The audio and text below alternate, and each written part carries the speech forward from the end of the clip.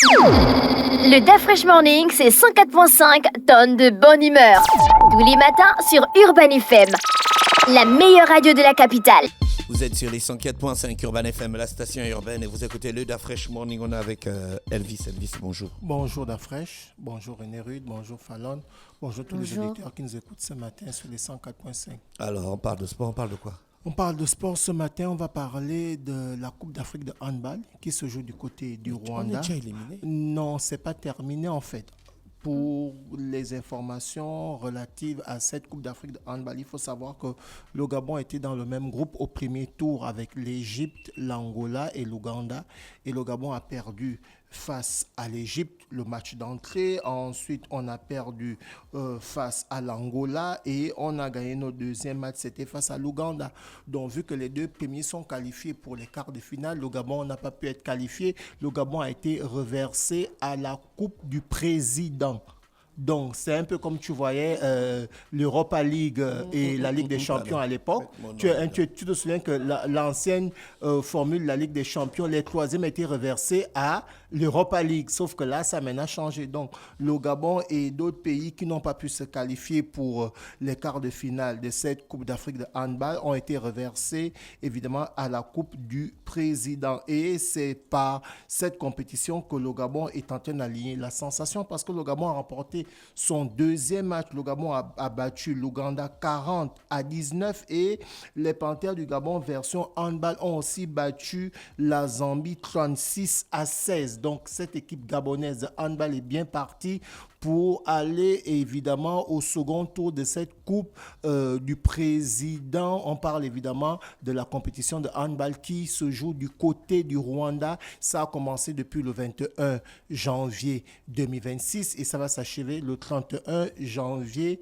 2026. On quitte du handball pour aller du côté du football. Cette information a été relayée par Gabon Media Type qui nous dit ceci. Le coach du Nigeria approché par le Gabon, Eric Chell a refusé de venir entraîner le Gabon. Donc, il n'a pas seulement été sollicité par le Gabon, il a été aussi sollicité par l'Angola, mais celui-ci a préféré rester dans le projet qu'il a commencé avec le Nigeria. On rappelle que le Nigeria a terminé troisième de la Coupe du Monde, de la Coupe d'Afrique 2025 du côté du Maroc. Et le Nigeria est qualifié pour la Coupe du Monde. Non, ils avaient été éliminés par le Congo. RDC. RDC, tu te souviens, avec évidemment Chancel Mbemba qui... Donc Chancel Mbemba, il va en Coupe du Monde. Non, Chancel Mbemba ne va pas encore en Coupe du Monde. Chancel Mbemba et le Congo vont jouer des barrages intercontinentaux qui vont se jouer du côté de l'Amérique du Sud. D'accord. Ils ont remporté la phase des barrages en Afrique. Tu te souviens que le Gabon avait été opposé par le Niger. On a perdu 4-1 et la RDC avait battu le Congo 1-0.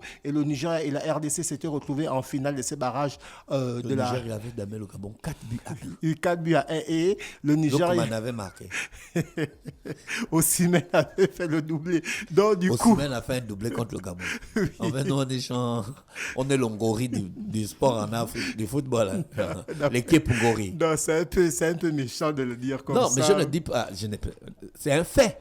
Bon, ce qu'on peut souligner, c'est que l'Air Mouyouma, c'est le Gabon, pays qui nous a battus là pour le pays qui est venu faire son exploit sur nous. C'est à Mozambique. L'équipe mozambicaine. En fait, maintenant tu veux venir dire que moi j'abuse en quoi? Non, je ne vais pas dire que tu abuses, mais c'est un peu trop lourd. En fait, ce qu'on peut souligner, c'est qu'à l'Air Mouyouma, les 2 ans que Thierry Mouyouma, le Bantou, a fait en sélection nationale du Gabon, il n'a pas pu battre une équipe du gros chapeau.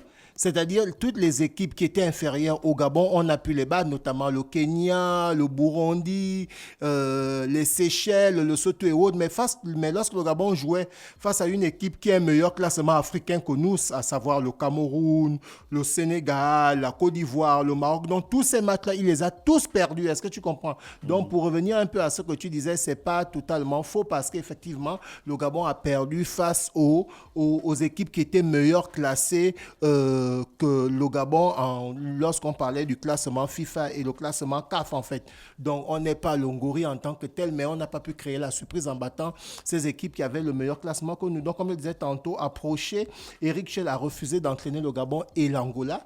celui-ci a décidé de continuer son aventure avec le Nigeria. Et je rappelle que la sélection du Gabon, quand on regarde l'équipe nationale du Gabon ces 10 dernières années, eh bien, vous allez constater qu'il y a beaucoup de sélectionneurs qui sont passés dans cette équipe gabonaise. Alors on se dit, est-ce qu'il faut forcément virer un sélectionneur lorsque celui-ci, au sorti d'une bonne compétition, par exemple, où on sort en 8e de finale et l'année qui suit, on ne se qualifie pas, il faut le virer? Parce que lorsqu'on regarde les 10 derniers sélectionneurs des Panthères du Gabon, on va constater que depuis 2006, aujourd'hui à 2026, ça fait 20 ans, on a eu Alain Giresse, qui a fait de 2006 à 2010, celui qui avait restructuré l'équipe du Gabon, qui avait amené des joueurs comme Bruno Ekole-Manga, Broua Panga et Pierre-Emerick Aubameyang et autres dans la sélection. On a Paul Kessani, le ministre actuel de la Jeunesse et des Sports, celui qui avait amené ces joueurs-là, les Rogime et autres. Il a fait 4 ans en sélection gabonaise. Ensuite, de 2010 à 2012, on a eu Gernot Rohr. De 2012 à 2013, on a eu Pablo Jorge Roberto Duarte. En 2014, on a eu Stéphane Bungenza, un Gabonais. En 2014 à 2016, on a eu Georges Costa. En 2016, par intérim, on a eu José Antonio Camacho. De 2016 à 2018, on a encore eu José Luis Camacho. Ensuite, de 2018 c'est lui qui nous a traînés à distance. À distance, là. Ah. Ensuite, c'est pas facile. Ensuite... le pays. Le pays. C'est le pays. Tu connais le pays, j'ai généré. C'est le pays. Le pays. Le pays, c'est le pays. Donc, du coup, tu connais le pays. Restons concentrés dans dans le pays est bizarre. Le pays. Tu ne parles pas, le pays est bizarre. Tu ne parles pas d'autre chose. Ne parle pas d'autre chose. Ok, d'accord. Donc, de 2018 à 2019, on a eu un autre Gabonais, Daniel Cousin. Ensuite, de 2019 à 2023, on a eu Patrice Neveu. Et de 2023, là, en 2025, on a eu Thierry Mouyouma, le Bantou. Donc, est-ce qu'il va falloir signer un code qui va venir non seulement pour redynamiser l'équipe nationale de football, ramener sa touche de la jeunesse, un peu comme ce qu'Alain Giresse avait fait il y a 20 ans, ou on va signer un entraîneur pour 2 ans, sachant que les 2 ans qu'il va signer, ce ne sera pas vraiment un temps de travail. Comme on peut le constater, aujourd'hui, le Sénégal a remporté sa 2e Coupe d'Afrique, mais entre la Coupe d'Afrique que le Sénégal a perdue en finale en 2002 face au Cameroun et la finale que le Sénégal a perdue en 2019 face à l'Algérie, il y a quand même eu 17 ans où le Sénégal n'arrivait plus en demi-finale de Coupe d'Afrique, ni en finale. Donc, il y a eu un travail qui s'est fait. Les écoles de foot... Il y a d'abord une volonté du pays d'emmener le Sénégal. Oui, justement, Dafra, tu as dit qu'on ne parle plus. Tu as dit qu'on ne parle plus de politique. Non, c'est René qui a dit que le pays. René, tu as dit que le pays est bizarre. Est-ce que le pays est comme le pays du Sénégal, notre pays? Est-ce qu'il y a la volonté de faire de notre équipe nationale une équipe qui gagne? Ouais, aujourd'hui, Aujourd'hui, toi-même, c'est toi-même qui parles des Sénégalais, ils ont fait 17 ans. Oui, ils ont fait 17 ans. Ils ont créé des très bonnes écoles de football.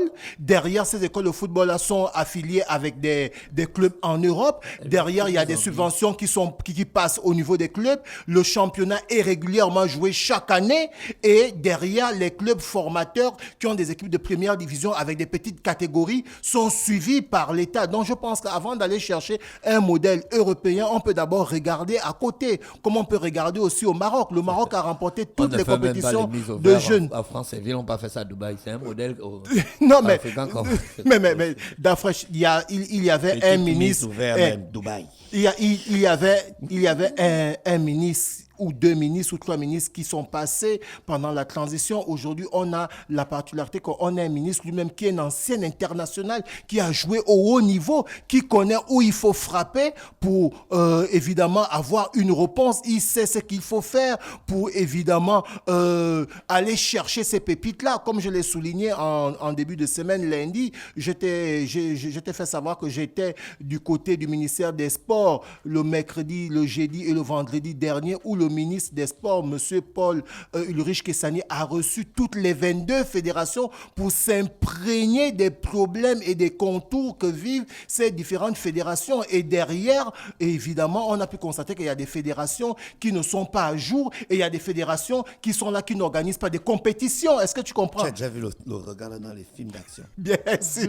Et il a pu remarquer qu'il y a des fédérations aussi qui arrivent à faire des compétitions. Donc, c'est tout cela qu'en s'imprégnant de ces différents problèmes et tout ce qui va avec les fédérations, j'espère qu'aujourd'hui ou demain, on aura un calendrier des activités sportives de toutes les 22 fédérations pour que derrière, on puisse devenir une grande nation de sport. Parce qu'on ne peut pas devenir une grande nation de sport si on ne fait pas de la formation. Ça, pardon. On va aller à la Champions League. Non, on va aller d'abord du côté de ton sport. Quand on avait souligné ici l'une des meilleures fédérations, pour ne pas dire la meilleure fédération, qui l'année dernière et l'année avant a eu des compétitions que nous avons vues. Nous avons vu la Baby Champion, on a vu le championnat de l'Est amené par le président de la Ligue l'Est de Taekwondo, Joël. On a eu les compétitions amenées par le président Mbumba de Costa au niveau de la Fédération gabonaise de Taekwondo. Là, on a cette note qui est sortie, qui a été publiée par... la Fédération gabonaise de Taekwondo qui nous dit ceci, note à l'attention des athlètes. Donc, en fait, en vue de la participation de la sélection nationale au prochain championnat d'Afrique des Nations G4 Punce et Kyorugi, j'espère que je prononce bien. Ok, j'espère que je prononce. Donc, le Punce. Tous les jours, tu fréquentes la fédération gabonaise, tu ne fais pas un effort. Non, frère, c'est pas mal là. Et puis, voilà. Donc, je vais parler, je parle en français facile. Le championnat d'Afrique des katas et des combats. Il n'y a pas le kata au taekwondo. C'est le punce. Le punce. Le Parce que kata, c'est en japonais. Ok, d'accord. Ok, donc, voilà, de punce.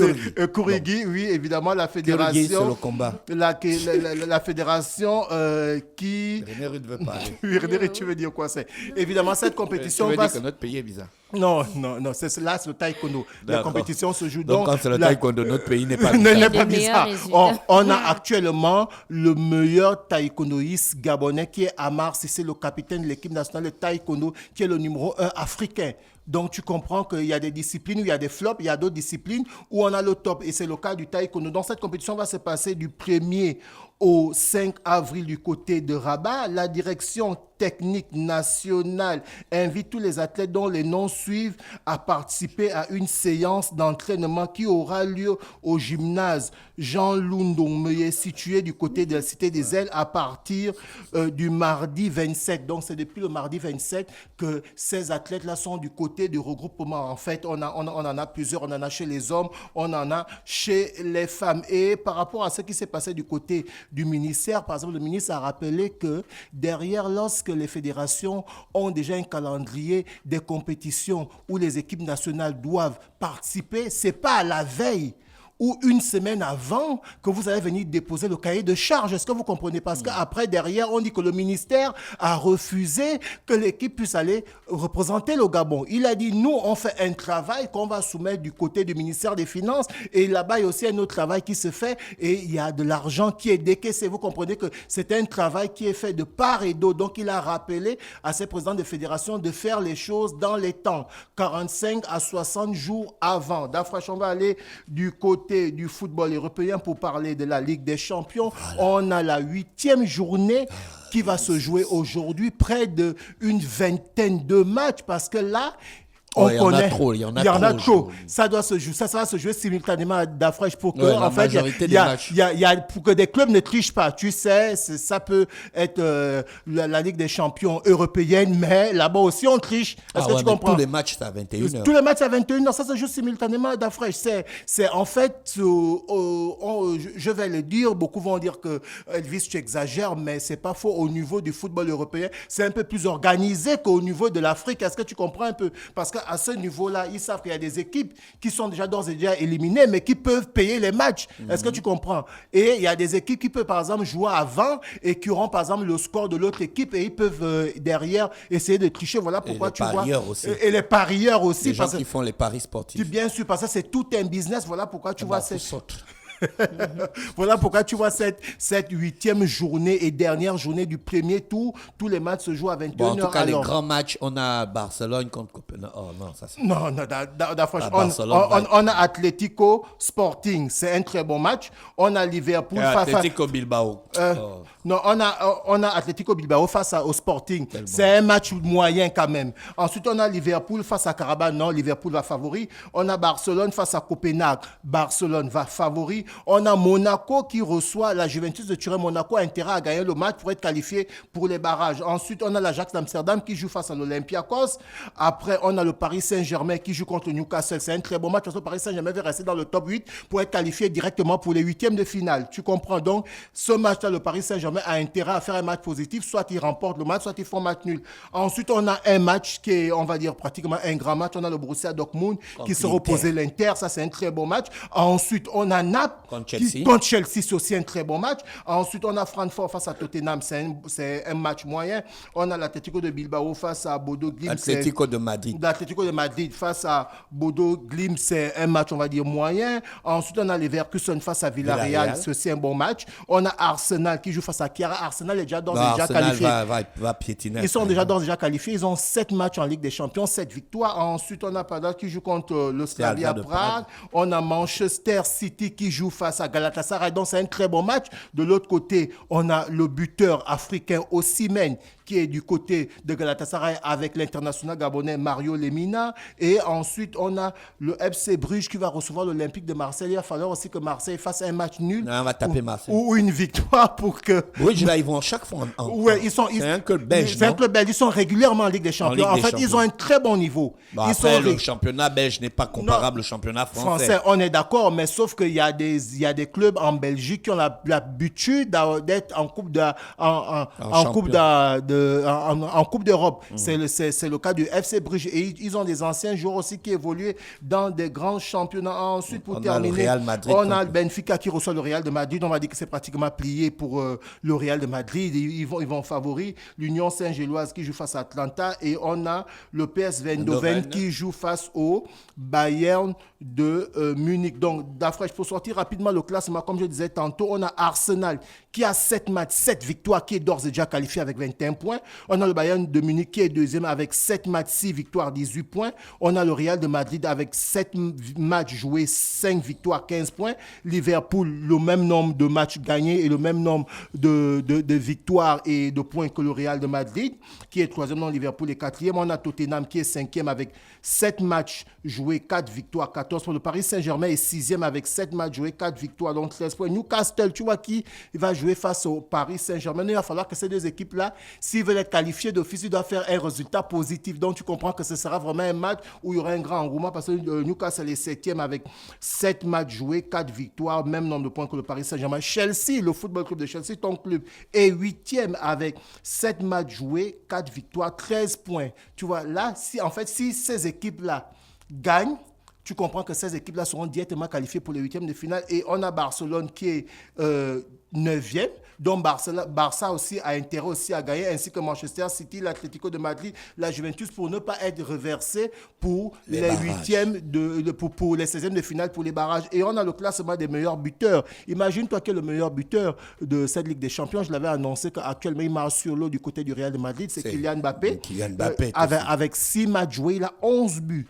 Et on a Harry Kane qui a 7 matchs joués pour 7 buts. Et on a Victor Osimhen, l'Africain, il est là. Il est le 3e meilleur buteur de la Ligue des Champions avec 6 buts marqués en 5 matchs. Et on a évidemment Erling Haaland qui est 4e avec 6 buts marqués en 7 matchs. Merci Elvis avec nous ce matin sur les 104.5 Urban FM, la station Urban. Le Dafresh Morning, c'est 104.5 tonnes de bonne humeur. Tous les matins sur Urban FM, la meilleure radio de la capitale.